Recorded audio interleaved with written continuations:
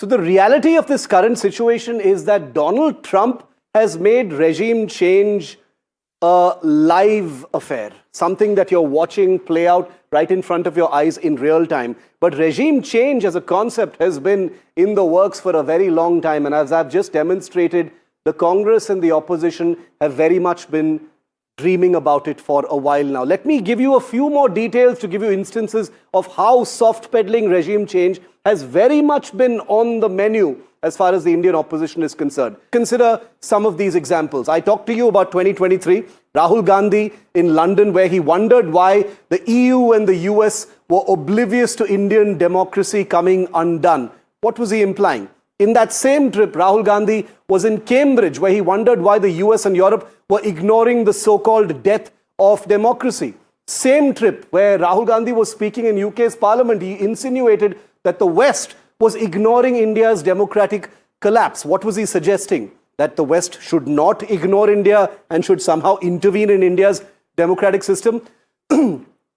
Cut forward 2 years in 2025, during the Bihar election, Rahul Gandhi famously went off to Colombia and other Latin American countries where he said, once again, that democracy is dead, and wondered why the world was ignoring this so-called death of democracy in India, once again insinuating that the West should intervene. Rahul Gandhi was accused of meeting George Soros-linked groups and individuals like Donald Lu, who've been famous for an active role in regime change operations in different parts of the world.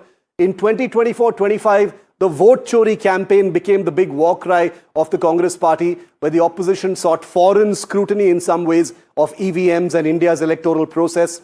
In the same year, Sonia Gandhi's links, alleged links, she was accused of association with the UN Democracy Fund and other organizations linked to George Soros, which were never finally proven, but those were allegations. The same year, a Bangladesh-like situation where Congress netas threatened anarchy against the government. And we all know that Bangladesh and the so-called revolution there was a deep state action by the United States to install a puppet like Mohammad Yunus. So that's what the Congress was dreaming of. 2025, you had a RJD neta threatening a Nepal-like situation. So you don't need to be a cynic to believe that there has been a very powerful foreign hand in all of these big global affairs. Let's talk about regime change.